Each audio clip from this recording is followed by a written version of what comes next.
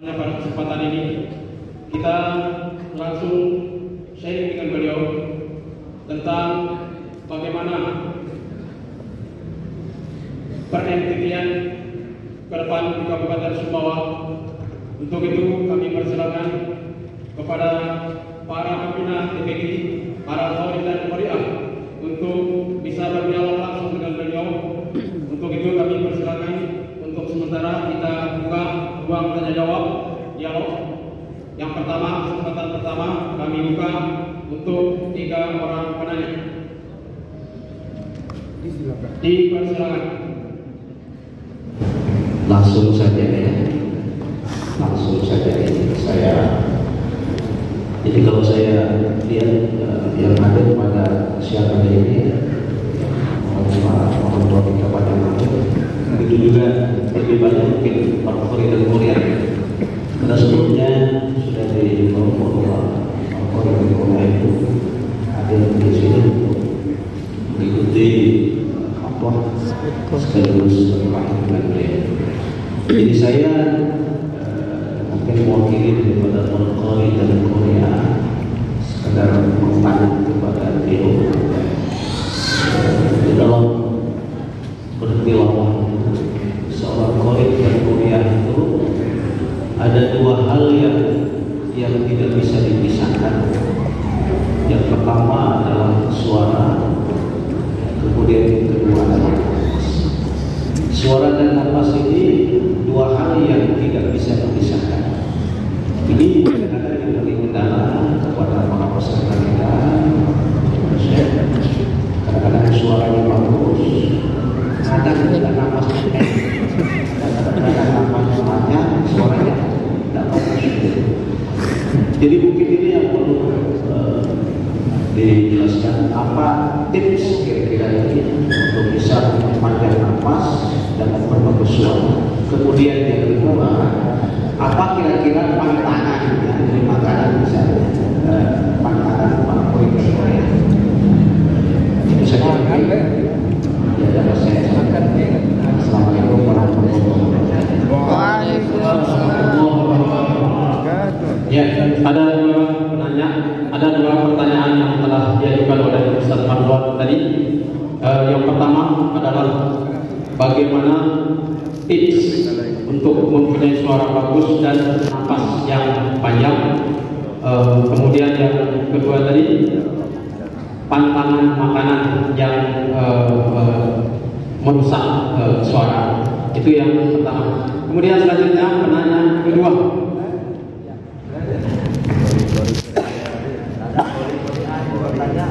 Bismillahirrahmanirrahim. Assalamualaikum warahmatullahi wabarakatuh. Waalaikumsalam warahmatullahi wabarakatuh. Alhamdulillah, Pak Ustaz dari di Sumbawa ini kita ini baru mengenal hafal. Jadi belum tahu bagaimana caranya menghafal seperti yang kita saksikan para qori-qori kita di YouTube ya. Nah, kita ingin seperti itu. Nah, itu bagaimana caranya supaya itu bisa lebih meriah, lebih semangat. Yang pertama, yang kedua, dengan adanya hafal ini, Pak Aslu, saya mohon, karena kita Sumbawa ini menganut paham apa ya, syarat berhenti kita boleh. Jadi kalau boleh ada berhenti ku syarat berhenti ku kita boleh. Itu maksudnya jadi adat istiadat itu bersumber pada syarat bersumber pada kita boleh. Jadi dengan Al-Quran, Sumbawa ini paling iman dengan Al-Quran. Nah, untuk itu saya kesempatan ini mengusulkan Pak Aslu supaya ini terus bisa menjadi budaya kita. Saya mengusulkan setiap ada acara di Sumbawa bisa direkomendasi untuk bisa dimulai dengan karam ilahi, sehingga para qori-qorian Sumbawa itu bisa terus berlatih dan terus eksis. Ya, jadi bukan hanya pada LTI saja kita latihan, tetapi dengan adanya acara-acara itu nanti para kori itu akan lebih punya kesempatan untuk bisa lebih berkembang. Saya kira ini usulan saya pada seluruh untuk kita semua, acara apa saja, mati kelas, kalau ini semula lagi ngaji, rapat semula lagi ngaji. Nah, itu. Sehingga para kori-kori kita itu punya kesempatan yang lebih besar untuk bisa lebih eksis. Setuju Pak? Alhamdulillah. Terima kasih. Assalamualaikum. Satu lagi untuk penanya ketiga, kami persilakan Ustaz Ahmad Saifurong. Assalamualaikum warahmatullahi wabarakatuh. Waalaikumsalam warahmatullahi wabarakatuh. Untuk bisa jadi kori internasional itu saya yakin adalah persoalan mental. Yang mental, bagaimana mental itu bisa dibangkitkan dari semua teman-teman ini. Biasanya sudah enak betul suaranya, napasnya panjang, tapi ada mental yang agak kacau sedikit, ada istilah memang panggung. Nah, gimana mengatasi seperti itu saya? Itu yang mulai. Terima kasih. Assalamualaikum warahmatullahi wabarakatuh. Waalaikumsalam warahmatullahi wabarakatuh. Ya, Calon kori internasional.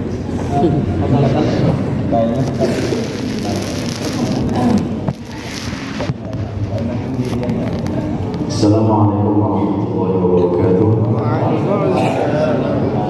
Alhamdulillah, wassalamu ala rasulillah wa ala alihi wa sahbihi wa man Allahumma shalli ala sayyidina Muhammad wa ala alihi wa sahbihi ajma'in. Pertama sekali bisa kita bersyukur kepada Allah Subhanahu wa taala, kemudian salawat dan salam kepada baginda besar Muhammad sallallahu alaihi wasallam. Semoga kita menjadi umat yang mendapatkan syafaat dari beliau dan beliau yang saya muliakan, yang saya hormati, yang saya cintai, yang saya banggakan para hadirin semua yang berhadir pada kesempatan dan keberanian ini. Singkat langsung saja, pertanyaan yang ditujukan kepada saya tadi adalah mengenai suara dan nafas. Ada yang suaranya bagus, nafasnya pendek, ada yang nafasnya lemah, ada yang sebaliknya. Jadi bagaimana sebenarnya untuk mencapai hasil maksimal di kedua hal tersebut, baik nafas maupun suara, baik suara maupun nafas.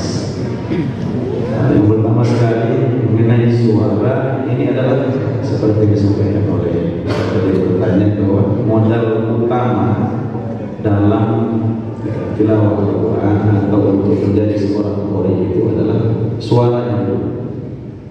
Modal yang paling utama suaranya dulu. Maksudnya bagaimana? Suaranya dilihat dulu. Ada memang orang itu jika istilahnya suaranya ini memang gak bisa untuk diarahkan ke tilawah, mau digimana juga gak bisa. Dia maaf, mungkin di sini juga ada seperti itu, pals atau sumbang, ini gak bisa ke tilawah. Makanya mungkin ya dari awal alihkan dia ke cabang yang lain, jangan dipaksakan. Tidak terbuka dia. Iya. Sudah bakat ya. Jangan kita menghibur dia, katakan oh nanti suara kok jangan. Lebih baik jujur itu walaupun pahit. Jadi Cari yang lain. lebih baik. Itu yang saya katakan. Memang sumpah, memang malas, nggak bisa dipaksakan. Mungkin dia belajar sekedarnya aja, tahu lagu, tahu irama tadi pesawat bagus sudah cukup. Jadi mungkin dialihkan ke yang lain, mungkin menulis atau mensyarahkan atau hafal seperti itu. Jadi kalau sudah suara itu ada, maksudnya bibit memang lihat bagus, tinggal bagaimana memaksimalkan lagi, melatih terus itu tingginya cengkoknya, maksudnya cengkoknya gimana? Yang trailing istilahnya, kalau mungkin di bahasa sini saya nggak tahu. Ada yang mengatakan itu granate atau rintik cengkok. Misalkan contohkan, seperti itu misalnya, ya, getaran itu. Ini ada grendel ada mungkin di bahasa daerah itu berbeda-beda. Itu cengkok, terus tinggi rendahnya itu kalau dia sudah mempunyai suara yang bagus. Dan suara yang bagus itu juga dia macam-macam, nggak semua orang itu sama. Ada yang bisa dibawa, dia punya jenis suara misalnya yang bariton atau yang apa namanya macam-macam itu. Yang lain tidak bisa seperti dia. Nah, tinggal kita lagi memilihnya nanti yang mana yang pas dengan gaya dia membaca. Itu lagi banyak sebenarnya yang harus kita latih, kita maksimalkan di suara. Jadi kadang pertanyaan juga timbul kepada saya. Mungkin nanti sebelum bertanya mungkin saya ingin sampaikan, Ustaz, suara gimana suaranya supaya tinggi? Mungkin ada yang mau tanya seperti ini juga nanti, supaya tinggi. Ustaz, gimana suara saya bisa seperti Ustaz? Itu yang ini yang kacau. Jadi sampaikan tadi, enggak semua orang itu sama jenis suaranya.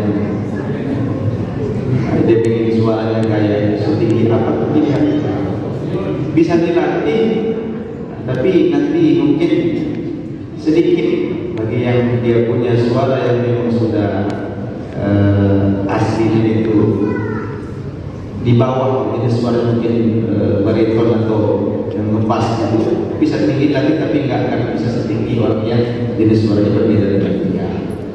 Kemudian nafas. Nah, kalau ini memang kuncinya sebenarnya latihan yang rutin nafas ini. Banyak cara ya. Orang bilang lari pagi, ada berenang, menyelam, apa semua. Sebenarnya itu untuk, kalau saya bilang untuk fisik, olahraga fisik. Tapi kalau untuk latihan berpanjang nafas untuk di tilawah Al-Quran ini banyak cara yang lain juga. Misalkan yang mudahnya kita terapkan ketika kita tilawah dengan satu potongan ayat, misalkan hari ini bisa setengah baris, besok target kita apa? Dari setengah baris itu masih mentok di situ enggak? Satu huruf misalkan. Saya contohkan, misalkan kita ambil dari surah At-Duha. Hari ini kita baca Wadduha wal-laili idza saja ma wadda'a. Hadis misalkan, tidak hadis hari ini. Besok ulang-ulang lagi. Satu huruf aja. Kalau saya bilang lambatnya itu, perlahannya, satu huruf aja per hari bisa di satu huruf dilewati. Itu sebentar kalau kita merutin untuk latih. Wadduha wal-laili idza saja ma wadda'aka. Ketika nanti ulang lagi gimana caranya supaya sampai ke roh, nanti ke roh seterusnya seperti itu. Latihan untuk memperpanjang nafas. Dengan menahan nafas juga bisa. Kita tarik nafas mungkin dengan posisi bersila, kita ukur waktunya berapa lama kita kuatnya, berapa detik, itu juga bisa. Banyak cara menyelam juga seperti tadi.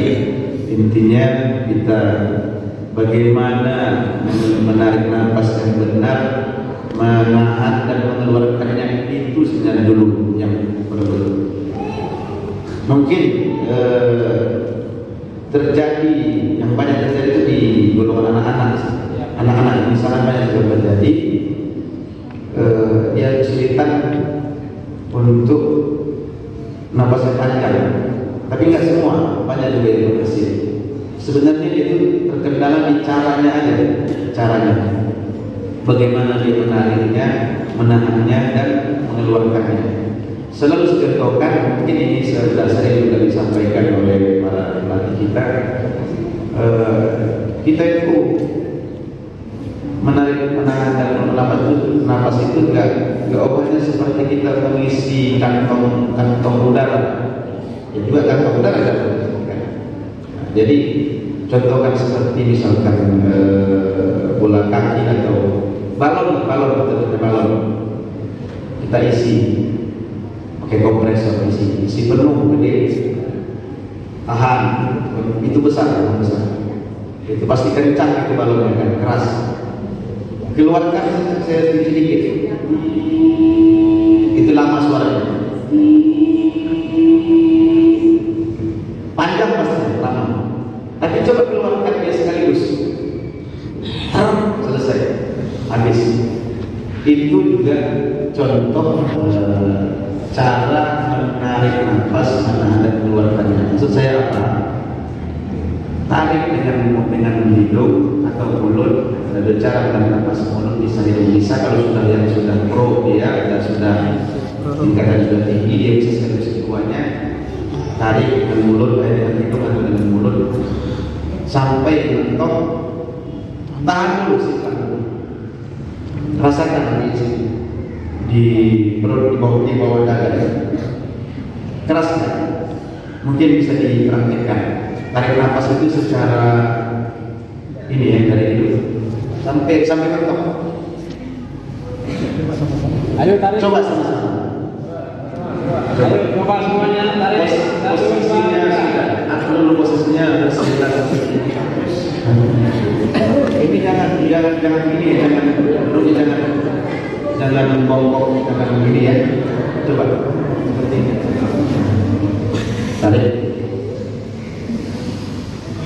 Simpan tangan. Ini saya sekarang sedang nahan ini. Mengeluarkannya itu pelan sampai habis. Jangan terus, jangan habis. Sama seperti itu metodenya untuk kita dalam tilawah. Satu baris, setengah baris, ada yang sanggup 2 baris, ada yang kalau dihitung dengan hitungan detik mungkin ada yang sanggup sampai 1 menit, ada yang 1 menit 28 detik. Saya pernah lihat yang keluar dari Tanzania, Syekh ini Sa'ban 1 menit 28 detik dia baca surah Al-Fatihah sampai nafas sampai surah Al-Duha, ya 1 nafas itu sampai 1 menit 28 detik. Nah, setelah tadi kita terapkan menarik, menahan dan mengeluarkan nafas itu dengan teknik seperti itu, cara mengeluarkan suara itu juga jangan terlalu low, jangan terlalu besar atau lepas. Jadi sebutuhnya kita bisa atur sendiri.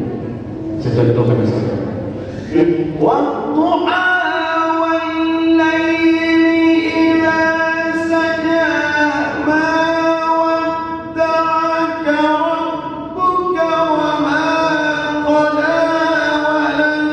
wal-akhiratu khayrun laka minal ula wa lasawfa yu'tika rabbuka fatarda. Teruskan. Coba ada mungkin yang mau coba. Lebih baik salah tapi berani coba ketimbang nggak pernah salah tapi nggak mau coba.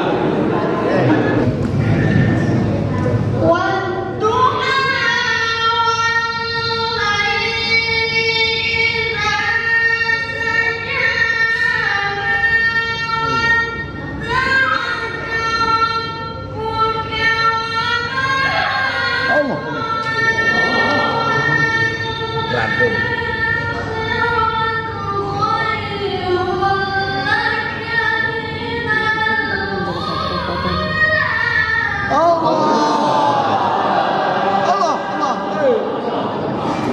Allah, luar biasa. Itu berapa ayat? 4 ayat. Langsung 4 ayat. 4 ayat. Coba tambah lagi teruskan ini. Mau sampai satu huruf, satu kalimat lebihnya apa? Ini ya masih awal.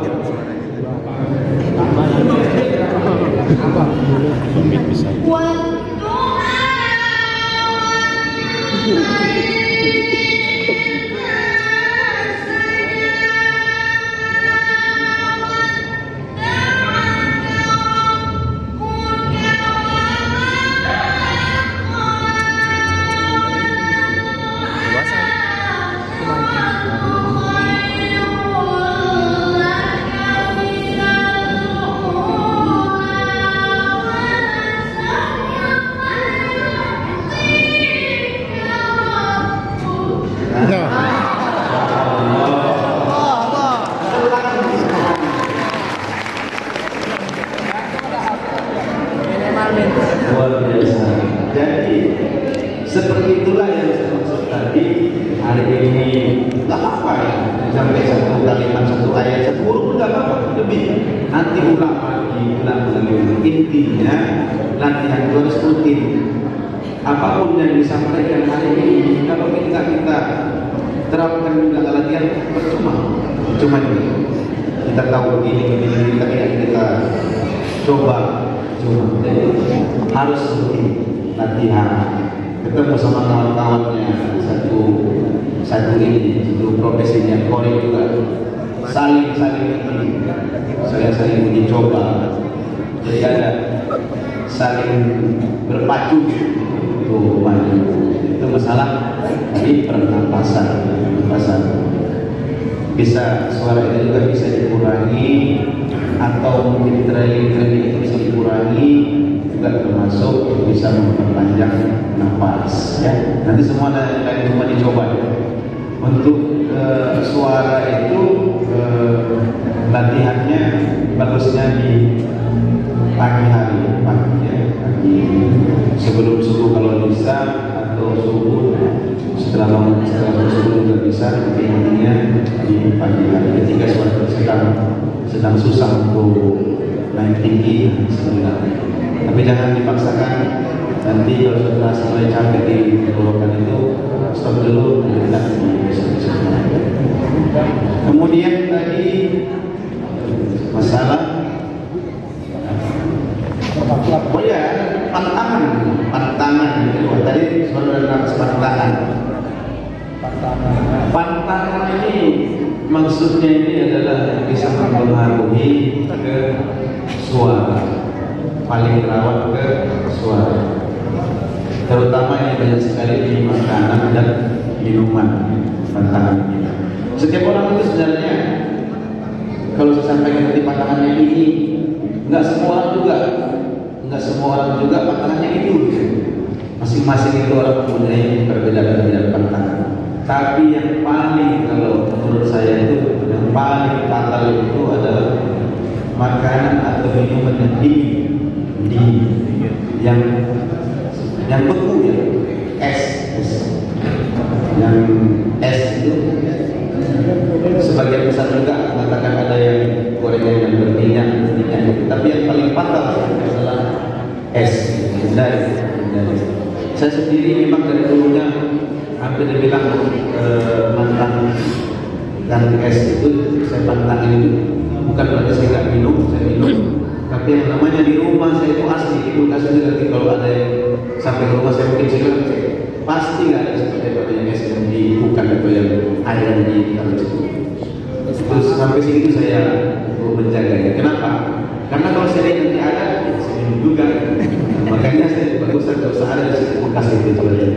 Bukan seperti kamu minum mau, tapi mungkin kalau dihitung dalam 1 tahun itu saya bisa dihitung berapa kali saya minum es. Sampai segitu saya mantanginnya. Kalau ada sekarang es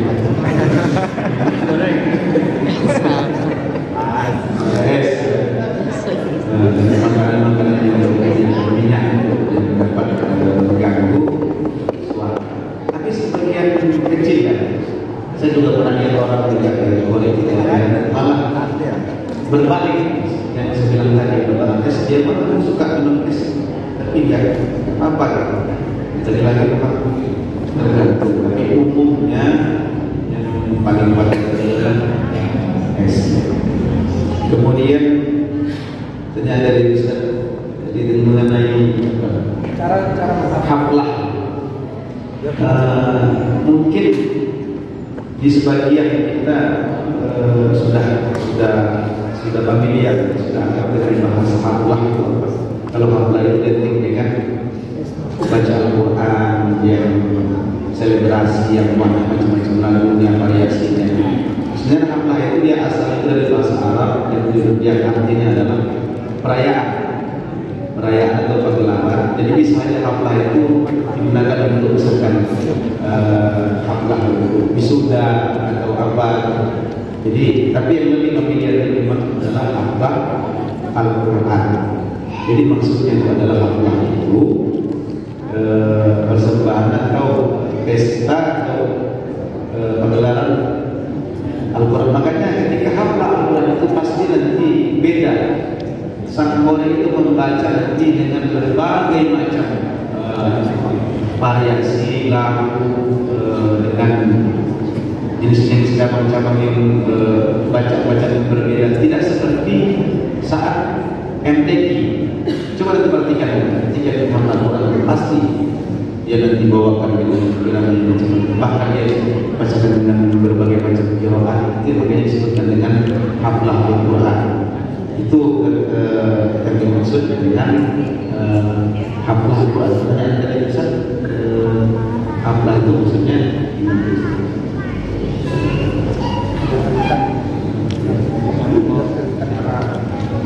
tidak terikat dengan aturan lain. nah iya, itu yang dimaksud dengan haflah Al-Quran. Ya, hal haflah Al-Quran ini harus kita kalau bisa harus memberdayakan seperti yang sebagai beliau tadi harapan beliau tentang Al-Quran ini kalau bisa jadi sampai nanti akhirnya jadi kebutuhan seperti yang saya memang terutama di Bima saya tahun 2010 kalau ke sana itu sampai sekarang saya masih ke sana terus setahun bahkan 2, 3, 4 kali saya ke sana menghadiri apa? Menghadiri untuk hafal Al-Quran. Jadi setiap acara di sana itu hafal Al-Quran terus, mau orang kita dan mau pesta, mau orang meninggal apa hafal Al-Quran terus. Hal seperti itu menjadi apa ya? Karena kebiasaan tersebut, jadi anak-anak itu yang baru mengaji, pokoknya itu ngaji akhirnya muncul terus murid-murid yang luar biasa dari sana. Ada si Suri, ada si macam-macam, banyak sekali Ustaz. Kebetulan hadir beliau di sana, Ustaz dari Bima jauh beliau, Insya Allah Ustaz. Sering kita sama beliau di sana di hafal Al-Quran. Jadi kalau bisa hafal Al-Quran itu di Sumbawa ini harus akan jadi nanti menjadi para Korea dan Korea yang semua ada di sini, para guru semua, marilah kita mulai seperti kegiatan itu misalkan kumpul atau pengajian atau apa dimulai dengan baca Quran seperti kita lakukan tadi. Para Korea itu semua tampilkan kalau bisa buat samari apa namanya bikin hafal Al-Quran. Jadi nanti hidup insyaallah akan muncul para Korea yang luar biasa dari Sumbawa dan Sumbawa insyaallah. Kemudian yang ketiga ya, mental, masalah mental. Nah ini memang banyak kendala mental.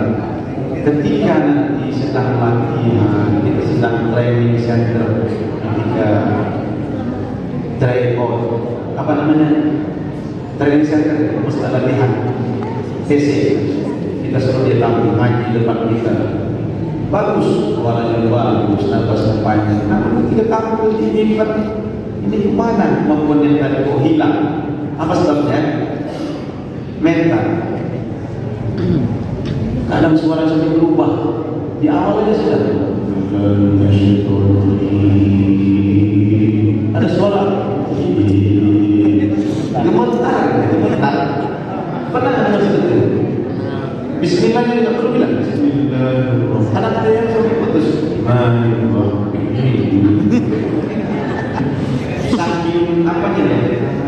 Nervesnya dan kemudian tak Bismillahirrahmanirrahim. Ini apa sebabnya? Ini tergantung sebenarnya saat tampil di depan orang lain. Kalau dibilang jam terbang mungkin itu lebih cenderung kepada murid-murid yang sudah di atas prestasi. Semakin banyak jam terbangnya, maka dia akan terbiasa. Jadi kaitannya dengan disampaikan tadi, ketika sudah terbiasa hati dia membaca Al-Quran di depan orang di rumah atau di depan jamaah atau pengajian, itu akan hilang. Percaya diri akan timbul, insyaallah. Jadi kebiasaan. Kalau dia memang tadinya takut, ada yang mau pengen sampai kadang bolak-balik ke kamar mandi terus mentampil. 10 kali dia ke kamar mandi mentampil. Apa sih yang bikin apa itu sebenarnya? Kita benar bersama kita dan menghidupkan apa sih? Takut apa yang dilakukan? Takut salah, takut kalah, ada takut jelek, terus campur semua di sini. Jadi harus biasakan untuk tampil di depan umum, ngaji, kita suruh ngaji aja. Tapi jangan juga terlalu percaya diri, jangan juga tidur akhirnya jadi maka harus sombong. Biasa kita suka tampil. Jadi mungkin buat ibu juga nggak salah sekali nanti dibuat apa gitu semacam dari teman-teman para murid kumpul semua bergantian membaca. Kalau bisa pakai lampu segala macam pakai MDI, ada guru besar di depan semua. Nah, lihat siapa yang komentar, siapa yang ini untuk nanti. Itu dari 3 pertanyaan Pak. Cukup.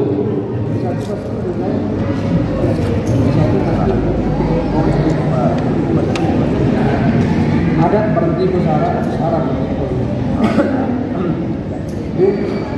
Ya. Terima kasih kami sampaikan kepada Ibu Anas yang telah menjawab beberapa pertanyaan dari para guru kita, dari para pembina. Para murid dan murid yang kami muliakan, mengingat waktu, insyaallah karena beliau beristirahat sampai dengan siang ini, untuk nanti malam kita undang semuanya di Masjid Agung Nurul Huda Kabupaten Sumbawa, dan yang akan mengimani sholat maghrib dan isya nanti malam insyaallah beliau langsung. Dan kami mohon kita semuanya untuk hadir mulai dari sholat maghrib sampai tabligh akbar. Setuju?